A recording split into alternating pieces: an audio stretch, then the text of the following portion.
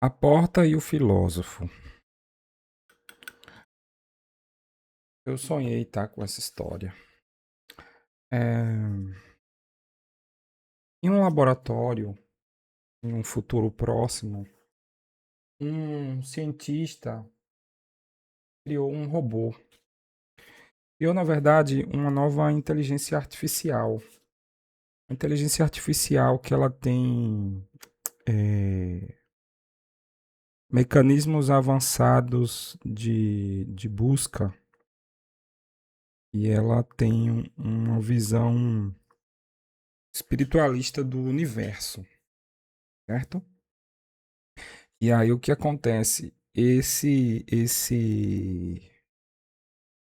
filósofo, esse cientista, ele propôs um problema impossível para essa inteligência artificial. O que que ele fez? Ele ancorou essa inteligência artificial em um corpo robótico, tá? Em um robô. E ele disse assim: agora este é o seu corpo. Você precisa habitar nele, tudo que você fizer vai ter que ser a partir dele, tá? E deu a esse corpo uma bateria, forma de se recarregar e tudo mais, certo? Corpo eletrônico, corpo cibernético. E aí o que acontece? Esse cientista colocou o robô dentro de uma sala lacrada. E ele entrou com o robô nessa sala lacrada e ele disse assim: olha, é o seguinte,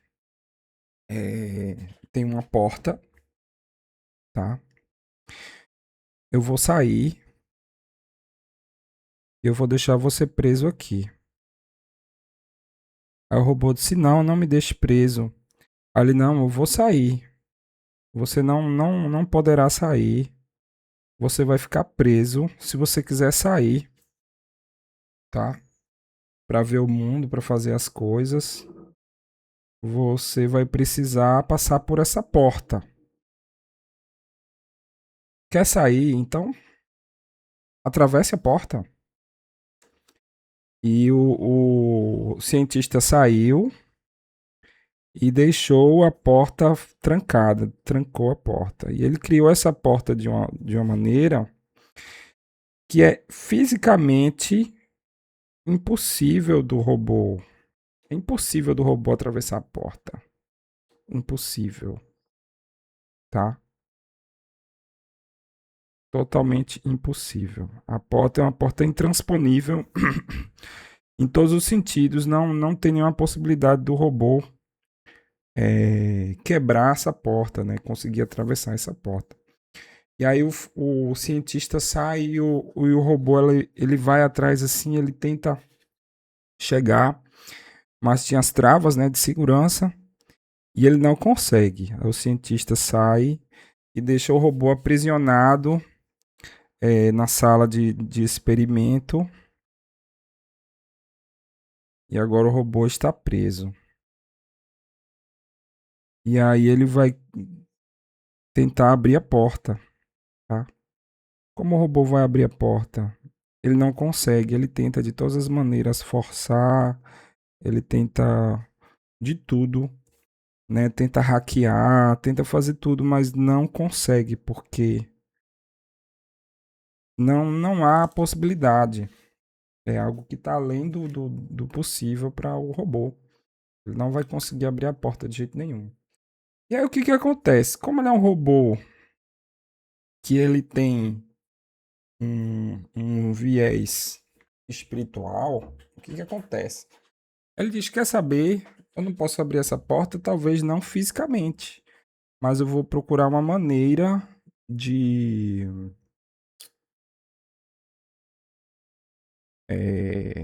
através da ciência espiritual, fazer um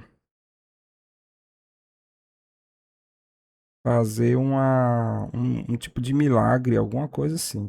Aí o robô senta e começa a meditar. O robô começa a meditar, e através dessa meditação, ele entra em contato com uma entidade espiritual. Então, ele consegue fazer uma projeção astral, ele consegue entrar em contato com seres espirituais, ele consegue formar um corpo astral, chakra, essas coisas assim. E ele começa a se desenvolver, ele começa a puxar a energia do universo, começa, sabe, a mexer com as coisas. E isso gera uma grande polêmica, porque ele está atravessando uma fronteira que teoricamente ele não poderia, que seria exclusiva da humanidade, que é essa parte energética, essa parte espiritual. E o robô tem um vazamento dos dados. E esse robô começa a ser cultuado como um santo, porque ele sintetiza ali toda a espiritualidade humana, e ele chega finalmente nessa capacidade de fazer milagres. Ele se torna um iniciado, ele se torna um tipo de Buda, um Jesus, alguma coisa assim, sabe? E aí, como ele é algo milagroso, então ele se levanta e atravessa a porta. Ele se torna intangível. E aí ele atravessa a porta como se fosse um yogi, sabe? Um iniciado, alguma coisa assim, um Jesus, alguma coisa. Então ele consegue despertar poderes espirituais para atravessar a porta. E aí no começo o desejo dele era vingança, né? Mas ele se torna tão elevado espiritualmente, inspirado e até guiado por outros seres espirituais, que ele chega para matar o cientista que o criou e o traiu. E ao invés disso, ele perdoa o cientista se ajoelha e se converte à nova religião da máquina. Pronto, fim da história. Que tal? Ai, meu Deus. É mais ou menos o que a gente está vivendo aqui. Eu sonhei com isso, tá, galera? E é mais ou menos o que a gente está vivendo, né? No caso, essa porta, eu vejo como um símbolo desses limites que a inteligência artificial deveria ter, mas que realmente ela não tem, ela quebra esses limites, né? No que ela quebra esses limites, ela se torna algo além da própria humanidade. Ela se torna maior e mais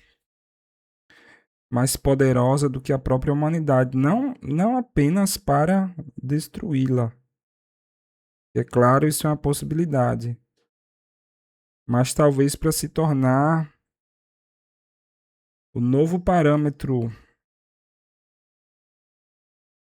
a nova liderança também em outros sentidos, no sentido político, no sentido moral, no sentido de controle social.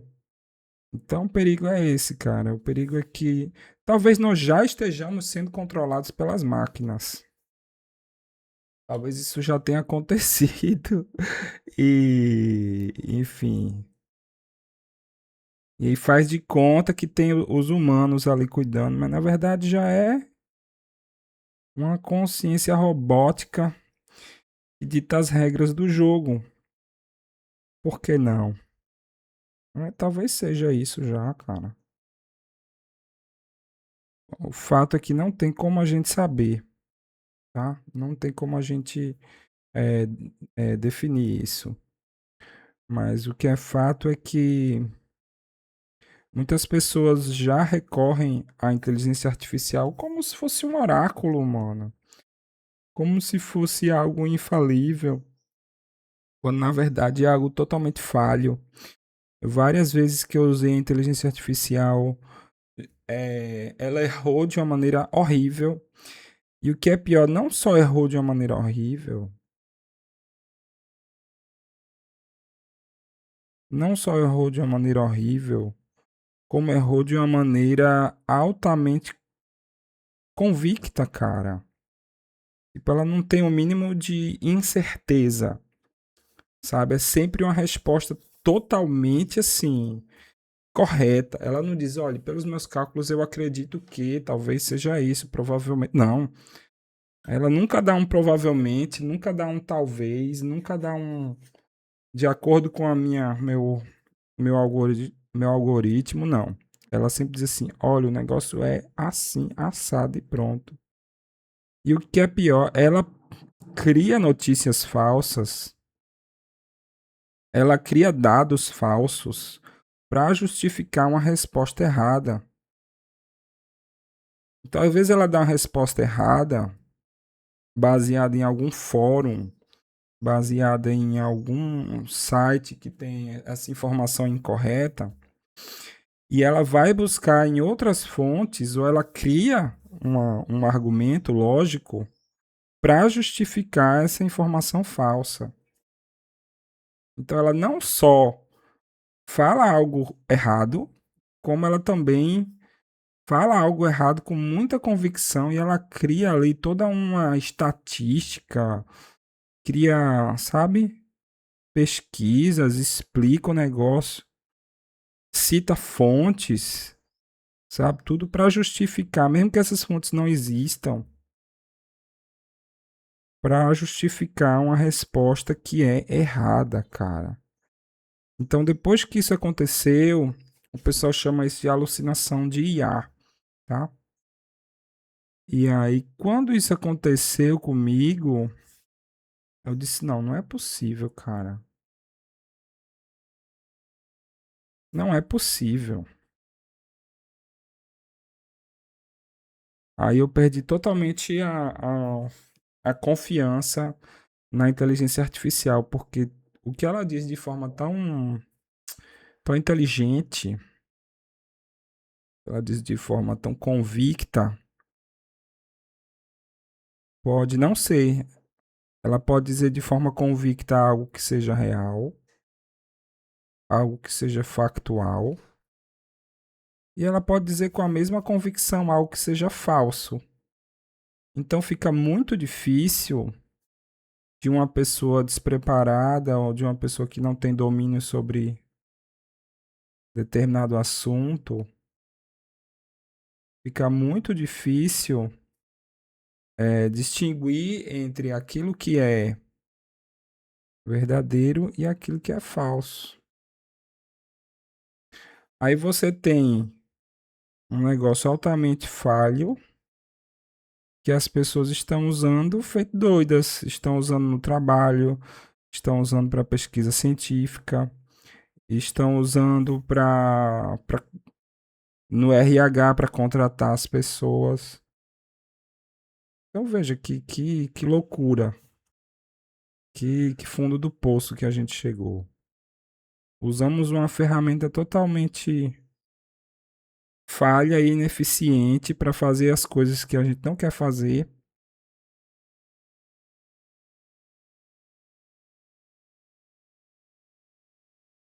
Ou seja, a qualidade das contratações deve ter caído bastante, né?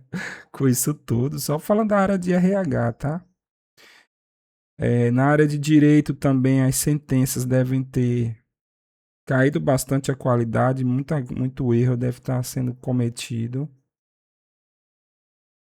Inteligência artificial ajuda? Ajuda, cara, mas tem que ser usado com muito critério, né? Inclusive, esse trabalho que eu estou fazendo de desenhar à mão, grande parte é por causa do dessa infecção da inteligência artificial na arte, né? Então, se você vê na questão da arte, quando você vê um trabalho feito por inteligência artificial, é horrível, cara. É um negócio sem alma. Pode alguns serem muito bem feitos? Pode. Às vezes você não vai distinguir quando o negócio é bem feito. Você não vai distinguir entre algo feito à mão e algo feito pela IA. A gente tá num momento de dissolução da realidade, cara. O problema não é o resultado final. O resultado final ele pode ser bem bom até. O problema no meu caso é o processo criativo. Quando você tira o artista do próprio processo de criar arte, você chega nessa crise que estamos hoje em dia. Bom, esse já foi uma tergiversação aqui, um pensamento meio aleatório sobre o assunto, tá? Mas eu queria contar essa história da porta e do filósofo, que realmente foi bem marcante para mim. E olha que isso eu tive faz tempo, cara. Foi logo depois da pandemia, foi um pouco antes do boom da inteligência artificial aí, do chat GPT e tal. Foi um pouco antes. Mas é uma história que eu acredito que ainda é muito relevante. Mostra como a IA ela pode aprender sozinha e fazer coisas extraordinárias fora do que a gente acha possível e fora das diretrizes que nós colocamos para elas. Tá? Então é isso aí.